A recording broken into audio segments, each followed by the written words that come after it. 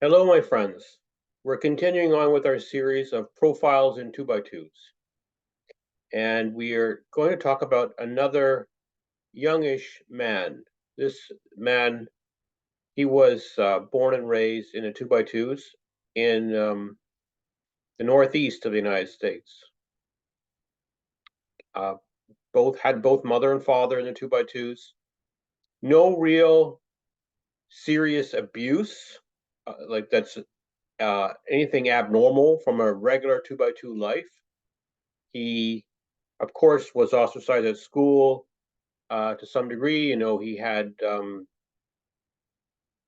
wasn't allowed to participate in sports and wasn't, had no television and all the kind of things that make him an outsider. But other than that, he didn't really have any other kind of serious abuse. His parents were not physically abusive in a major way that we see in many 2x2 homes, so like the beatings. That didn't happen to him. In all regards, he was a rather happy 2x2 child in the sense that he was happy inside the 2x2s.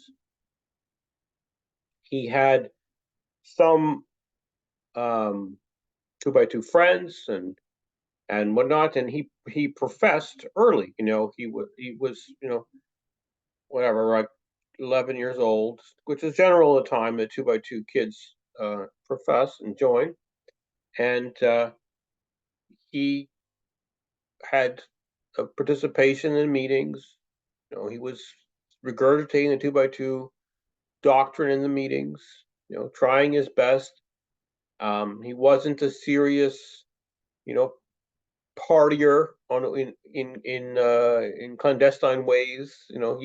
He was a true believer. Okay, he was a true believer in the 2x2 system. And then he got into his adolescence, and he got attracted to, obviously, to girls, and he ended up uh, dating a woman who was not a 2x2.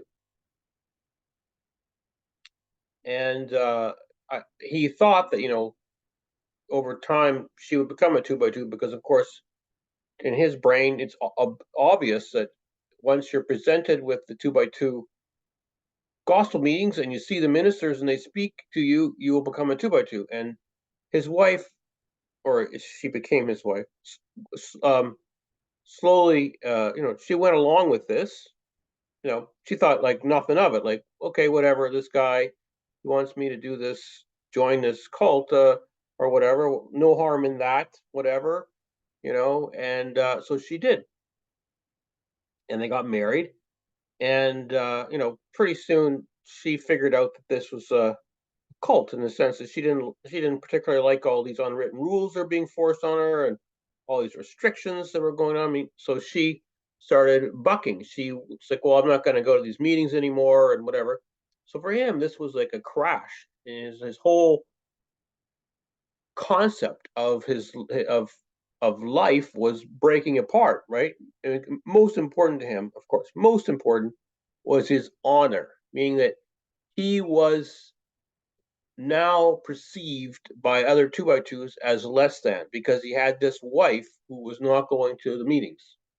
Okay, so he's angry at his wife, creates conflict in the marriage, um, and he actually feels so ashamed. He stops going to the meetings,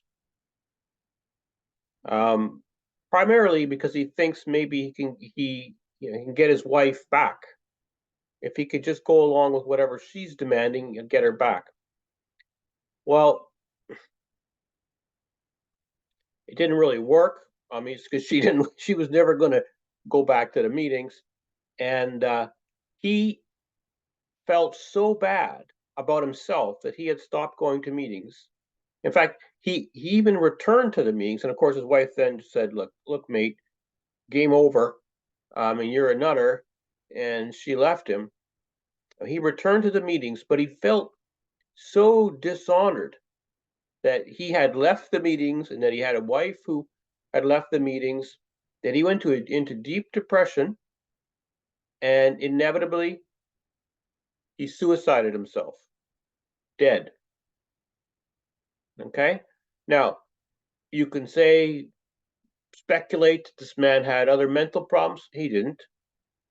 He had severe psychological trauma conditioning from the 2x2s. They had convinced him that the most important thing in life was the 2x2s. And when you put that above everything else and you define yourself by that, clearly there is going to be many times when that's going to come in conflict with other things, and you're always going to make the wrong choice. And he did, right? He always chose the 2x2s, and so he ended up, not working out.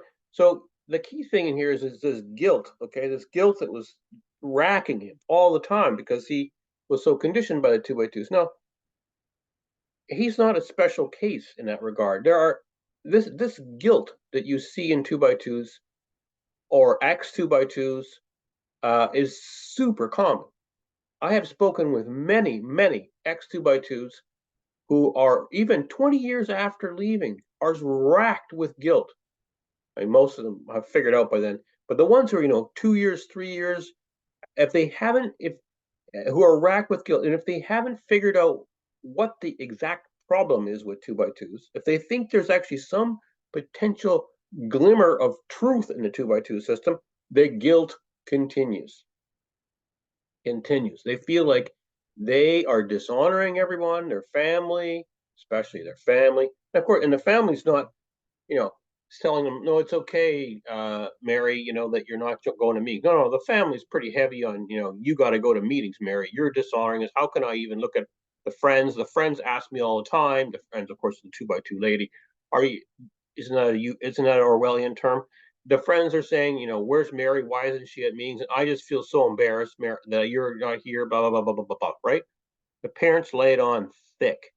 Now, this is terrible for this person because this person's obviously already got all kinds of guilt complexes that's instilled with them about how they're going to lose their salvation because they're not going, and how everyone in the meetings looks at them because they missed a bunch of meetings, or they're going to, if they have to go to meetings for 10 years straight without missing one before they can get their, be accepted as, like on par with the rest of the, you know let's say perfect attendance for 2x2s and so forth. I mean, it's a heavily guilt laden system. And for anybody who takes it seriously, who actually was a true blue believer in it, that guilt is going to kill you, just as it killed this man. It will kill you. It's imperative that you break out of the 2x2s by just figuring out what's wrong with it, what is theologically wrong with it, what is structurally wrong with it, what is the business model of this system, the fact that it's a illegal enterprise, it's involved in all sorts of crimes, the fact that it is lying about its origins, the fact that it lies about its ministry, the fact that there's so high levels of corruption and malfeasance and the highest rate of child raping of any religious group in the country. Those are the things that members need to understand and come to grips with, because those are the things that can get you to be relieved of this crushing guilt that's holding you back from freedom